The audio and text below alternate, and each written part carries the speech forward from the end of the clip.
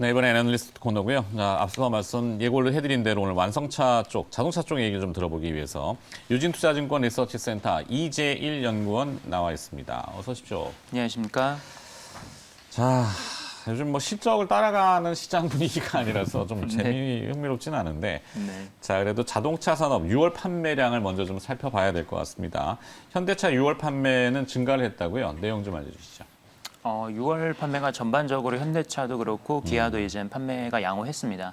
뭐 내수 시장 같은 경우에는 전년비 감소를 했는데 뭐 그거는 이제 작년 기저효과가 워낙 좀 컸기 때문에 그렇고 해외 쪽에서 이제 판매들이 많이 증가를 했습니다. 지금 글로벌리 보게 되면은 뭐 미국이나 선진 시장들, 유럽 같은 경우에도 백신이 많이 보급이 되면서 경제가 재개되는 곳들이 많아지고 있고 그러면서 판매도 이제 동반해서 살아나고 있습니다. 그래서 수출도 좋았고 현지 판매도 증가를 하면서 이 부분이 판매 증가를 견인을 했습니다. 네.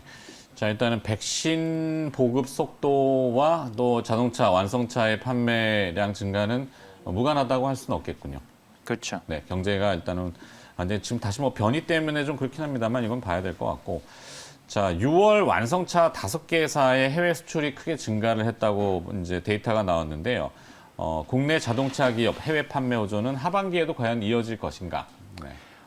하반기에도 이제 판매가 좋을 걸로 예상을 하고 있습니다. 뭐 앞서 말씀드린 것처럼 작년 사실 2분기랑 3분기 때까지만 해도 뭐 글로벌리 코로나 바이러스가 계속해서 좀 확산되는 시기였었기 때문에 작년 기저효과가 굉장히 좀 낮은 측면도 분명히 있고요. 네. 그리고 지금 전반적으로 봤었을 때 2분기 때 차량 반도체 수급 차질 때문에 생산들이 좀 원활하지 못했습니다. 그래서 뭐 판매도 이제 좀 차질이 있었고 이런 측면이 있는데 3분기에는 지금 차량 반도체 병목 현상이 거의 다 해결이 되고 있는 상황이기 때문에 2분기 대비로는 좀 공급 사항도 좀 원활해질 것 같습니다. 거기다가 이제 뭐 말씀드린 경제 재개 이런 게 겹친다고 한다면은 충분히 이제는 작년보다는 좋은 실적들을 다들 보여주지 않을까 이렇게 기대를 하고 있습니다. 근데 변수는 분명히 있습니다. 변수는 일단 뭐 말씀하신 것처럼 지금 델타 변이 바이러스가 좀 확산되고 있는 측면이 있기 때문에 그 부분을 좀 봐야 될 것 같고 그리고 오늘 새벽 정도에 이제 뉴스가 나온 내용인데 현대차에서 이제 파업이 이제 가결이 됐죠. 그래서 파업 강도나 뭐 이게 전면 파업으로 갈지 부분 파업으로 갈지 아니면 파업 기간이 얼마 될지 이런 것들은 아직 안 정해졌기 때문에 좀 지켜봐야 될 부분이 있긴 하지만 그 부분도 좀 생산 차질로 이어질 가능성이 남아있기는 합니다. 네. 보통 이제 춘투라 그래서 봄에 이제 그 파업 이슈가 많았었는데 한동안 몇 년 동안은 좀 잦아들다가 이제 최근에 보면은 인플레이션 이슈가 되면서 모든 게 다 오르는데 이제 임금만 안 오른다라고 볼멘 소리를 할 수 있잖아요. 노동자 입장에서 분명히 그럴 수 있어요. 근데 잘 좀 원만하게 합의가 됐으면 좋겠는데 현대차 2분기 실적 전망을 그래도 좀 좋게 보시고 계시죠? 네, 지금 2분기 실적은 전반적으로 특히 완성차들이 굉장히 좋은 실적이 나올 걸로 보입니다. 뭐 현대차뿐만 아니라 기아차도 이제 2분기 실적이 굉장히 좋을 텐데 현대차는 2분기에 영업이익 2조 원 이상 기록을 할 것으로 예상을 하고 있고요. 기아차 같은 경우도 1.4조 원 이상 OP가 나와서 기대 이상의 아주 호실적으로 좀 보여줄 수 있을 것 같습니다. 판매는 이제 생산 쪽은 원활하지 않았지만 워낙 이제 공급이 줄어들다 보니까 신차 가격하고 중고차 가격이 폭등을 하면서 가격 효과로 인한 실적 개선 이 부분이 훨씬 더 크게 작용한 것으로 지금 보입니다. 네.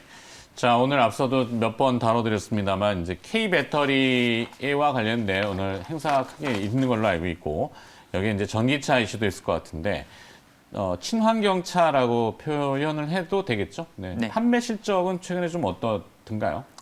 글로벌 친환경차 시장은 굉장히 좀 빠르게 증가를 하고 있고요. 작년 대비해서는 거의 글로벌리 2배 이상 지금 판매 증가 속도가 나오고 있는 상황입니다. 과거에는 이제 중국 시장이 주도를 했다고 한다면 이제 미국하고 유럽 쪽에서도 좀 판매가 폭발적으로 증가를 하고 있는 상황이고 글로벌 완성차들의 주가 흐름도 보게 되면은 지금 당장에 내연기관차를 팔아서 돈을 얼마나 버느냐 이것도 굉장히 중요하지만 전기차 시장에서 점유율이 어떻게 변화하고 있는지 이런 부분들도 주가에 굉장히 좀 크게 작용을 하고 있습니다. 최근 보면은 이제 폭스바겐의 GM 같은 글로벌 OEM들이 기존에 강자했었던 뭐 테슬라나 이런 전기차 전문 업체들의 점유율을 뺏어오면서 주가가 오히려 좀 아웃퍼폼하는 모습을 보였는데요. 현대기아차도 좀 이런 흐름을 좀 따라갈 필요가 있지 않을까 생각이 됩니다. 2분기 때는 사실 아이오닉 5랑 EV6가 공개는 됐지만 양산이 이루어진 분기는 아니었었거든요. 그래서 오히려 2분기 때는 취향차 판매가 아주 좋지는 않았었고 3분기 들어서면서부터 본격적으로 양산이 될 거기 때문에 3분기 이후부터는 좀 판매 실적을 기대를 할 수 있을 것 같습니다. 네, 3분기 이후부터. 자동차 부품사들은 2분기 실적이 좀 어떨까요? 자동차 부품사들은 사실 2분기 실적이 아주 좋지는 않습니다. 그래요? 왜냐하면은 그 생산 차질이 있었기 때문에 뭐 완성차들은 신차 가격이 오르면은 수익성이 좋아지지만 부품사들은 사실 납품이 돼야 되기 때문에 네. 가동률이 안 올라오면은 실적이 좋지는 않거든요. 근데 2분기 때 예상했던 것보다는 전반적으로 양호한 실적이 나온다는 점이 오히려 좀 긍정적으로 볼 수 있는 측면인 것 같습니다. 근데 다만 5월 말쯤 6월 달 정도 돼가지고 이제 생산 재개 뉴스들이 나오기 시작을 하면서 하반기에 가동률이 개선된 부분들을 좀 선반영한 측면들이 좀 있기 때문에 네. 어느 정도 이제 그 부분은 좀 반영이 된 이슈라고 봐야 될 것 같고요. 오히려 이제 단기적으로 봤을 때는 뭐 현대식으로의 파업이나 아니면은 이제 데이터 변이 바이러스 확산 뭐 이런 것들이 조금 이제 주가에 영향을 미칠 걸로 보이기 때문에 네. 단기적으로는 조금 불확실성이 큰 국면이라고 좀 판단이 됩니다. 그렇다면은 결론이 나와야 되는데 최선호주라고 하는 것들을 어떻게 정리를 좀 해봐야 될까요? 탑픽 기업? 네. 그 오늘 이제 현대차 그룹에서의 어떤 파업 뉴스도 나왔기 때문에 굉장히 좀 고려해야 될 변수들이 좀 많은 게 사실입니다. 최근에 데이터 변이 바이러스도 있고 네. 이런 점들을 감안하면은 일단 3분기 때 예상했었던 것보다는 가동률 올라가는 속도가 조금 더딜 수 있다라는 점이 한 가지가 있을 것 같고요. 파업 때문에 그리고 지금 재고 레벨도 굉장히 좀 낮은 상황이기 때문에 여기서 좀 파업을 하게 되면은 실질적인 판매 쪽에도 약간 좀 타격이 있을 가능성이 있습니다. 그래서 네. 그 부분은 조금 감안을 해야 될 것 같고요.